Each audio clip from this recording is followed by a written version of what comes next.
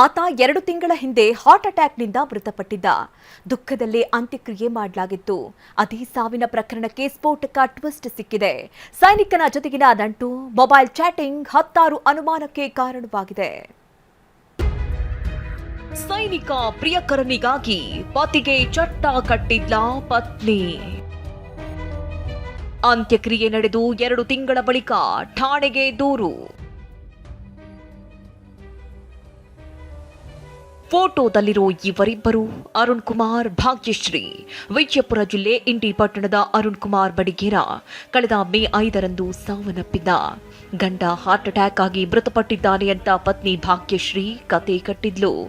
ಅತ್ತೆ, ನಾದಿನಿ ಮತ್ತು ಸಂಬಂಧಿಕರ ಎದುರಿಗೆ ತಾನೇನು ಮಾಡಿಲ್ಲ ಎಂಬಂತೆ ಕಣ್ಣೀರು ಹಾಕಿದ್ಲು. ಭಾಗ್ಯಶ್ರೀ ಮಾತನ್ನೇ ನಂಬಿ ಅರುಣ್ ಕುಮಾರ್ ಶವವನ್ನ ಮರಣೋತ್ತರ ಪರೀಕ್ಷೆ ಮಾಡಿಸದೆ ಅಂತ್ಯಕ್ರಿಯೆ ಮಾಡಲಾಗಿತ್ತು. ಅರುಣ್ ಕುಮಾರ್ ಮೃತಪಟ್ಟ 2 ತಿಂಗಳ ಬಳಿಕ ಮರ್ಡರ್ ಆರೋಪ ಕೇಳಿಬಂದಿದೆ. ಸೇನೆಯಲ್ಲಿ ಸೇವೆ ಸಲ್ಲಿಸ್ತಾ ಇರೋ ದೀಪಕ್ ನಾವಾಡಿ ಎಂಬಾತನ ಜೊತೆ ಭಾಗ್ಯಶ್ರೀಗೆ ಅಕ್ರಮ ಸಂಬಂಧದ ಆರೋಪ ಕೇಳಿಬಂದಿದೆ. ಇಬ್ಬರು ಸೇರ್ಕೊಂಡು ಮಗನನ್ನ ಹತ್ಯೆ ಮಾಡಿದ್ದಾರೆ ಅಂತ ಅರುಣ್ ತಾಯಿ ಆರೋಪಿಸಿದ್ದಾರೆ. ಏನಾಗ್ಯದ, ಯಾಕೆ ಹಿಂಗ್ಯಾಕ ನಾನು ನಸಿಕ್ನಾಗ ಎದ್ದಾರ್ರಿ, ಬಾತ್ರೂಮ್ ಹೋಗಿ ಬಂದಾರ್ರಿ. ಬಾತ್ರೂಮ್ ಹೋಗಿ ಬಂದು ಮೊಬೈಲ್ ನೋಡ್ಕೊತ ಮುಕ್ಕೊಂಡ್ರು. ಅವ್ರಿಗೆ ನಾನೇ ಎಲ್ಲಿ ಆಳೆಲ್ಲ ಹೊತ್ತಿಲ್ಲ, ಏನು ಮೊಬೈಲ್ ನೋಡ್ತೀರಿ ಮುಕ್ಕೋರಿ ಅಂದಿನ್ರಿ. ಮುಕ್ಕೊಂಡಾರ್ರಿ. ನನಗೆ ನಿದ್ದೆ ಹತ್ತಗತ್ತಿತ್ರಿ. ಒಮ್ಮೆ ಚಟ್ನಿ ಚೀರ್ಕೆ ಗಪ್ಪೆ ಆಗ್ಯಾರ್ರಿ ತೆವ್ಸೋಳ್ರಿ. ಅದೇನು ಚಟ್ನಿ ಚೀರ ನೋಡ್ರಿ, ಅವಾಗ ಒಂದಕ್ಕೆ ಹೋಗ್ಯಾವ್ರಿ ಮೈನು. ಅದೇನು ರಾತ್ರಿನೇ 1-2ಕ್ಕೆ ಮಾಡ್ಯಾರ. ಮದುವೆಯಾಗಿ 1 ಮಗು ಇದ್ರೂ ಸೇನೆಯಲ್ಲಿರೋ ದೀಪಕ್ ಜೊತೆ ಭಾಗ್ಯಶ್ರೀ ಸಂಪರ್ಕದಲ್ಲಿದ್ಲಂತೆ. ಸೈನಿಕ ದೀಪಕ್ ಕಳೆದ ಮೇ ತಿಂಗಳಲ್ಲಿ ಸ್ವಗ್ರಾಮ ಮಣೂರಿನ ಜಾತ್ರೆಗೆ ಬಂದಿದ್ದ.